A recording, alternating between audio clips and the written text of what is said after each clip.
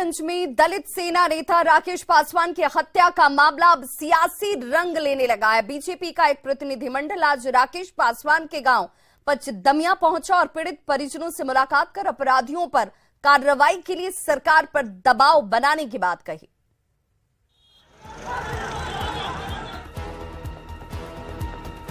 वैशाली में दलित सेना के नेता हत्याकांड में अब सियासत शुरू हो गई है। 13 अप्रैल की रात राकेश पासवान की हत्या के हफ्ते भर बाद गुरुवार को बीजेपी का प्रतिनिधिमंडल लालगंज के पंचदमिया गांव पहुंचा और पीड़ित परिवार से मुलाकात की। मर्डर के एक हफ्ते बाद भी अपराधी गिरफ्त से बाहर हैं। लोग आ रहे हैं, सिर्फ देख कर चला जा रहे हैं, अपना अपना हाथी करने के लिए। हम लोग के फैमिली के साथ कुछ नहीं हो रहा। मेरे चाचा को 1 बॉडीगार्ड दिया गया, जिसमें मैंने 4 बॉडीगार्ड का मांग किया था। बीजेपी के प्रतिनिधिमंडल में पूर्व मंत्री रामप्रीत पासवान, जनक राम और विधायक लखेंद्र यादव सहित कई लोग शामिल थे। नेताओं ने पीड़ित परिजनों को मुआवजे के साथ ही हत्यारों की गिरफ्तारी के लिए सरकार पर दबाव बनाने का आश्वासन दिया। इनके भाई, इनके पुत्र, यहाँ के मुखिया, स्थानीय लोगों के मुंह की हंसी छीन लिया है। बड़ी दुख के साथ मुझे कहना पड़ रहा है, अगर कानून त्वरित कार्रवाई करती तो आज लालगंज थाना के अंतर्गत राकेश पासवान जी की जिस तरह से निर्मम हत्या हुई, अब तक उनके हत्यारों को पुलिस प्रशासन ने गिरफ्तार कर लिया होता। बता दें कि 13 अप्रैल को भीम आर्मी के जिला संरक्षक राकेश पासवान की हत्या उनके घर के ही सामने कर दी गई थी। 13 अप्रैल की रात और 14 अप्रैल को शव यात्रा में शामिल असामाजिक तत्वों ने जमकर उत्पात मचाया था।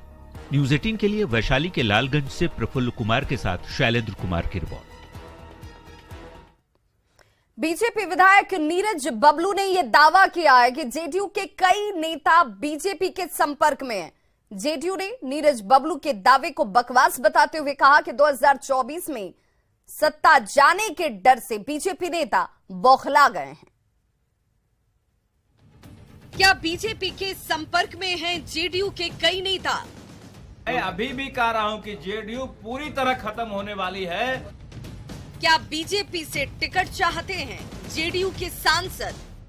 और कई उनके सांसद और दर्जनों विधायक जो भारतीय जनता पार्टी के संपर्क में हैं।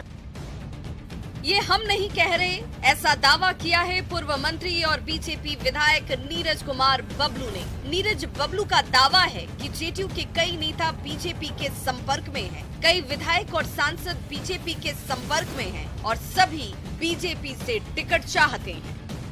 कई उनके सांसद और दर्जनों विधायक जो भारतीय जनता पार्टी के संपर्क में हैं और अभी चाह रहे हैं कि कूद करके हम भारतीय जनता पार्टी में आ जाए, तो मुझे लगता है जो स्थिति बन रही है उसमें जेडीयू का सफाया हो जाए। बीजेपी नेता नीरज कुमार बबलू के दावे पर जेडीयू ने पलटवार किया। जेडीयू प्रवक्ता हीमराज राम प्रदेश का कहना है कि बीजेपी के नेता सत्ता जाने के डर से बौखलाए हुए हैं और इसीलिए ऐसी अनर्गल बयानबाजी की जा रही है।